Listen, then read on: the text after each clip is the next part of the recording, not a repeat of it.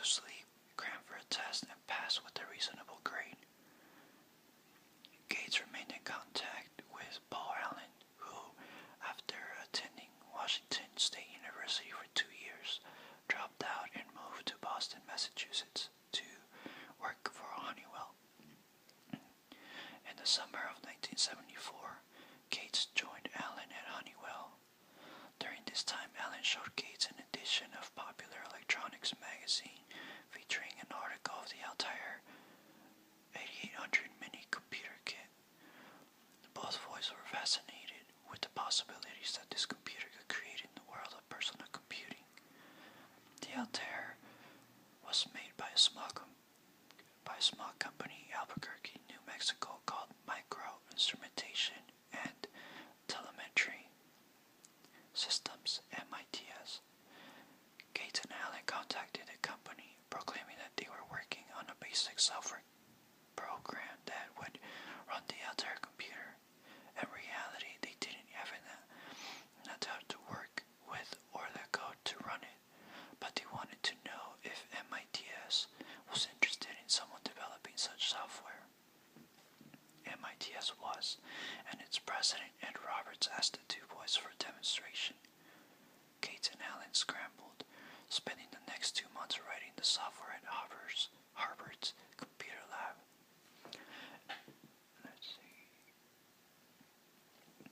Allen traveled to Albuquerque for a test run at MITS, never having tried it out on an Altair computer.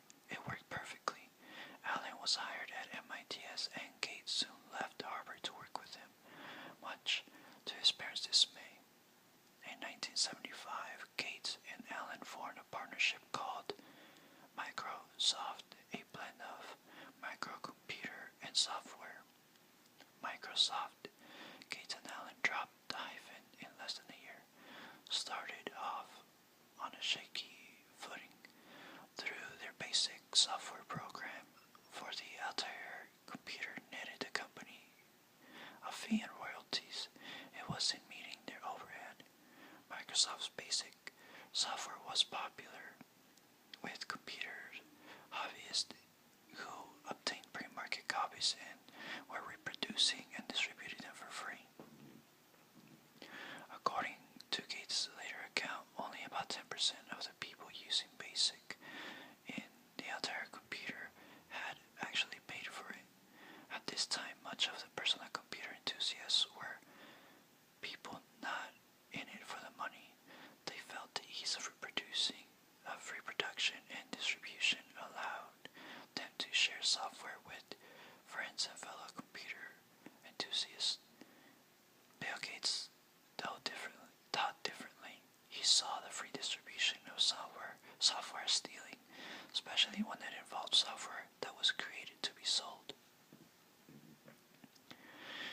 In 1976, Gates wrote an open letter to computer hobbyists saying that continued distribution and use of software without paying for it would prevent good software from being written. In essence, pirating software would discourage developers from investing time and money into creating quality software. This letter was unpopular with computer enthusiasts, but Gates stuck to his beliefs and would use the threat of innovation as a defense when faced with charges of unfair business practices. Gates had a more acrimonious relationship with MIT's president Ed Roberts, often resulting in shouting matches. The commentative. Gates clashed with Roberts on software development and the direction of the business. Roberts considered Gates spoiled and obnoxious. In 1977, Roberts sold MITS to another computer company and went back to Georgia to enter medical school and become a country doctor. Gates and Allen were on their own.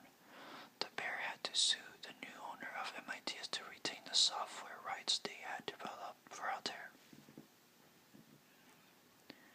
Microsoft wrote software in different formats for other computer companies, and at the end of 1978, Gates moved the company's operation to Bellevue,